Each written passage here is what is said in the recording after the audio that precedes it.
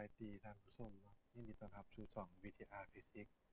ช่องทางเรียนรู้เกี่ยวกับวิชาฟิสิกส์สำหรับนักเรียนและบุคคลทั่วไปหรือครูอาจารย์ที่เพิ่งจบมาใหม่ๆก็สามารถมาแลกเปลี่ยนข้อมูลนำเราได้เนาะ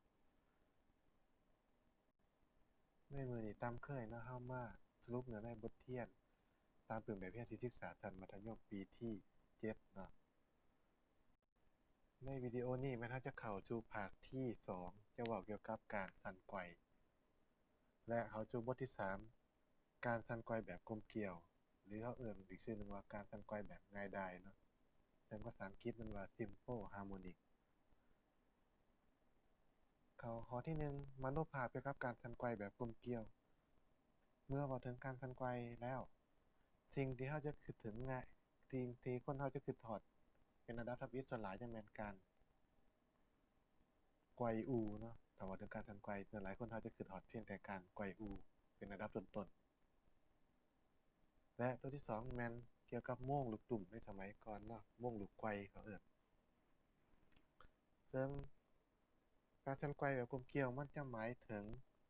การเคลื่อนที่แบบกลับไปกลับมาตามร่วงเดิมและเส้นทางเดิมของมันผ่านสิ่งที่เราเอิ้นว่าที่ตั้งดุลเรียงเนาะนี่แม่นนิยามการสั่นไกวกลมเกลียวเป็นการเคลื่อนที่ของวัตถุแบบกลับไปกลับมาผ่านที่ตั้งดุลเรียงของระบบหรือซ้ำคืนกันแบบต่อเนื่องเนา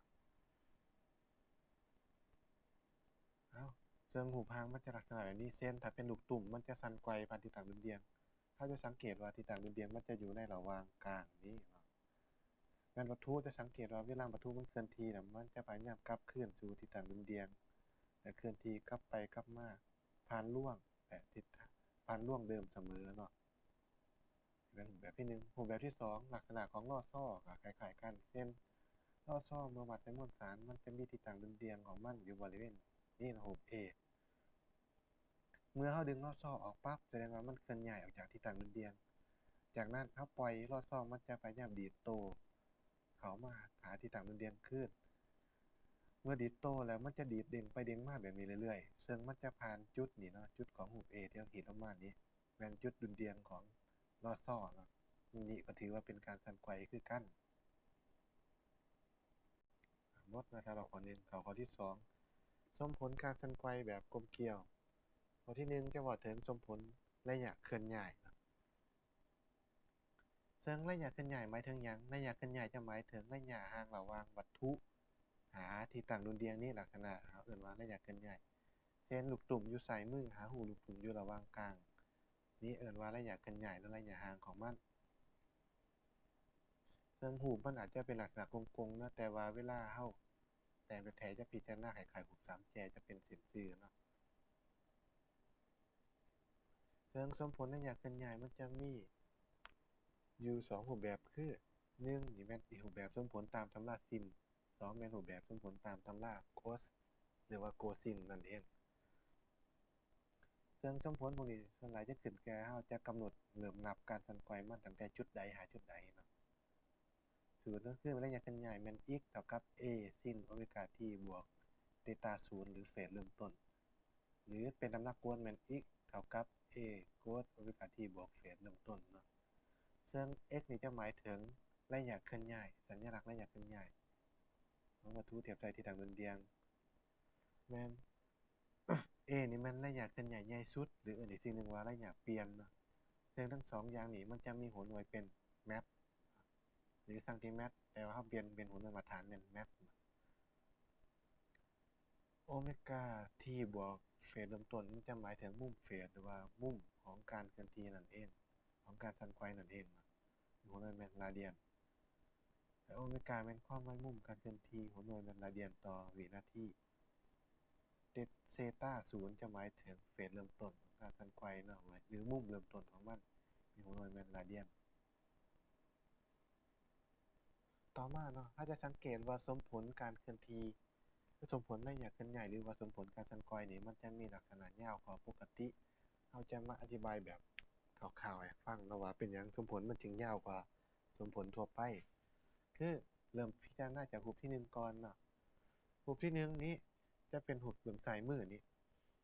จะหมายถึงการสั่นไกวของลูกตุ่มเนาะจะสังเกตว่ามันจะสั่นไกวกลับไปกลับมาจากซ้ายหาขวาแล้วกลับไปซ้ายแล้วก็ไปขวาลักษณะแบบนั้นเป็นการสั่นไกวแต่ถ้าหากว่าในบทโจทย์หรือว่าในกรณีต่างๆการสั่นไกวของมันสามารถสั่นไกวได้หลายกรณีมาสู่เบิ่งรูปที่สองบัดนี้เช่นบางครั้งมันอาจจะสั่นไกวแต่แกน y นี่ลงมาหาแกน x และสั่นไกว x y x y ไปเรื่อยๆแบบนี้หรือบางครั้งอาจจะสั่นไกวแต่แกน x หาแกน y หนึ่งนี้หมายกำลังหนึ่ง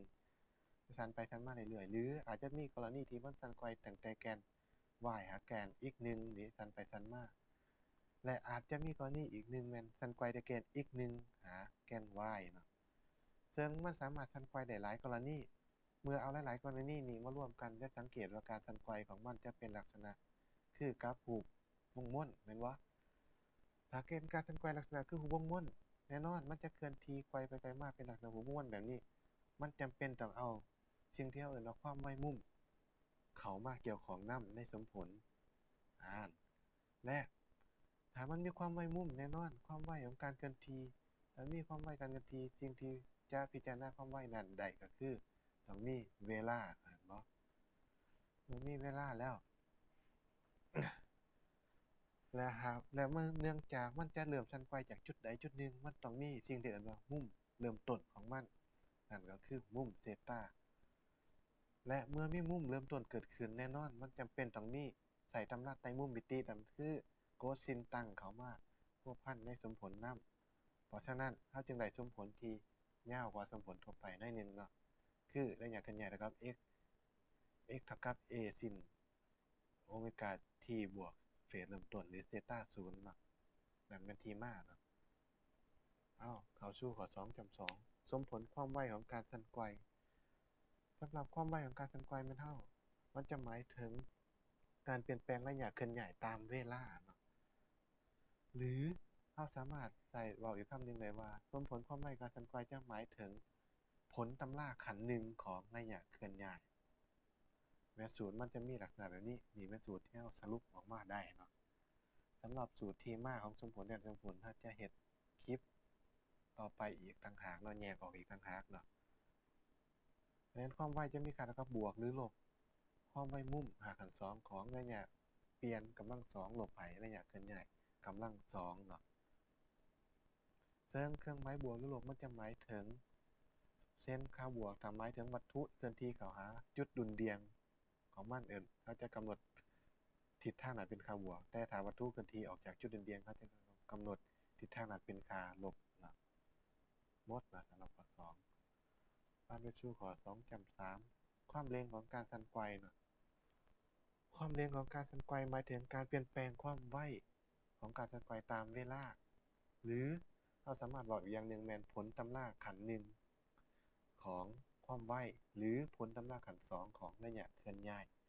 โดยมีตัวเปลี่ยนนี่แม่น t หรือเวลานั่นเองแม่น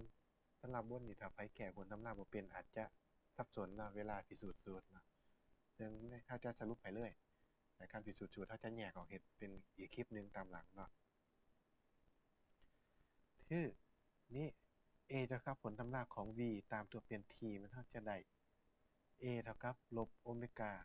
กำลังสอง a sin โอเมก้า t บวกเซตาศูนย์แต่เรารู้ว่าจากข้อ2.1 a sin โอเมก้า t บวกเซตาศูนย์นี่มันจะหมายถึงหยังหมายถึงสมผลของระยะเคลื่อนย้ายเพราะฉะนั้นเราสามารถเอาระยะเคลื่อนย้าย x มาแทนใส่เลยก็ได้คือกันเนาะจะได้เป็นสูตรสั้นๆออกมาเป็นแบบนี้เนาะนี่แบบหมายวงม้วนอ้อมไว้นี้หมดนะสำหรับความเร็วการสั่นไกวข้อที่3พลังงานกลจักรของการสั่นไกวแบบกลมเกลียวถ้าเว้าถึงพลังงานกลจักรของการสั่นไกวแบบกลมเกลียวเขาจะคิดทอดกฎเกณฑ์รักษาพลังงานแม่นบ่พลังงานกลจักรการสั่นไกวกลมเกลียวมันจะหมายถึงการผลบวกของพลังงานเดินเคลื่อนบวกกับพลังงานธาตุตั้งของวัตถุนะนี่แม่นสมผลของมันคือ E เท่ากับ EK บวก EP เนาะหรือบางตำราเป็นใส่ E หอย C บวก E หอย P ก็ได้เนาะจะแล้วแต่ตำราและสมผลพลังงานเดินเคลื่อนเราจะรู้ว่า พลังงานเดินเคลื่อนนี่จะมีค่าเท่ากับ e เท่ากับ1/2 mv กำลังสองนี่เป็นพื้นฐานเนาะแต่ถ้ารู้ว่า v ของเรามันจะมีค่าเท่ากับหยังโอเมก้าลบโอเมก้า a sin โอเมก้า t บวกเซต้า0เพราะฉะนั้นบอนใดมี v แม่นเราเอาลบโอเมก้า a sin โอเมก้า t บวกเซต้า0ใส่เลยก็ได้คือกันเนาะมาหอนนี้ถ้าได้เมื่อแทนใส่ก็ได้แม่น ek เท่ากับ1/2 mv โอเมก้ากำลังสอง a กำลังสอง sin กำลังสองบวกเซต้า0จะสังเกตว่าเครื่องหมายลบจะหายไปเพราะว่าหยังทุกๆค่าถ้าขึ้นกำลังที่เป็นเลขคูณเครื่องหมายลบมันจะหายไปมันจะออกค่าบวกเรื่อยๆเนาะก็จะได้สูตรทำอีกเป็นแบบนี้เพื่อย่อสูตรเข้าไปอีกเขาจะย่อ m โอเมก้ากำลังสองจะเปลี่ยนมาเป็น k k มันหยัง k จะหมายถึงสัมประสิทธิ์ทดยืดของวัตถุหรือของลอซ่อนั่นเองซึ่งหัวหน่วยมันจะเป็นนิวตันต่อเมตรเนาะแม้ถ้าจะได้สูตรออกมาเป็นแบบนี้1/2 ka กำลังสองซินกำลังสองของโอเมก้าที่บวกเซต้านะพลังงานท่าตั้งกับคล้ายๆกันจาก1/2 kx กำลังสองวันใดมี x แม่นแทนสมผล x ใส่ปั๊บเราก็จะได้สมผลออกมาตามอยู่ลุมนี่นะแล้วก็1/2 ka กำลังสองโคดกำลังสองโอเมก้าที่บวกเซต้า0นี่แม่นพลังงานเดินเคลื่อนและพลังงานท่าตั้งเนาะอ้าวจากนั้นเมื่อแทนใส่สูตรเอาพลังงานเดินเคลื่อนกับพลังงานท่าตั้งที่เฮาสอบพิสูจน์มาหันมาแทนใส่เฮาจะได้แม่น ek บวก ep มันจะมีค่าเท่ากับนี่เนาะ1/2 ka sin กำลังสองโอเมก้า t บวกเซต้า0บวก1/2 ka กำลังสองโคดกำลังสองโอเมก้า t บวกเซต้า0จากนั้นเฮามาแยก1/2 ka กำลังสองออกเป็นส่วนคูณ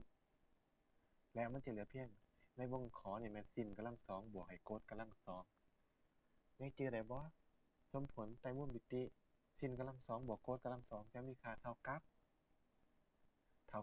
1เมื่อทั้งหมดนี้มีค่าเท่า1เราสามารถสรุปสูตรได้แม่นผลบวกของพลังงานกลจักรจะเท่ากับ1/2 ka กำลังสองและจะเป็นค่าที่คงค่าเนาะจะบ่มีการเปลี่ยนแปลงตามกฎเกณฑ์รักษาพลังงานเนาะหมดเนาะสำหรับบทนี้หวังว่าท่านผู้ชมจะได้รับความรู้จากวิดีโอของพวกเราเนาะและถ้าหากว่ามีข้อผิดพลาดประการใดก็สามารถคอมเมนต์หรือว่าแนะนำตักเตือนกล่าวเตือนเราได้เนาะสามารถแลกเปลี่ยนความรู้ได้กับพวกเราได้เสมอเนาะเพื่อที่เราจะสามารถพัฒนาวิดีโอต่อๆไปให้มันดีขึ้นกว่าเก่าเนาะและเรามีช่องทางอีกช่องทางหนึงเราคือ YouTube เนาะ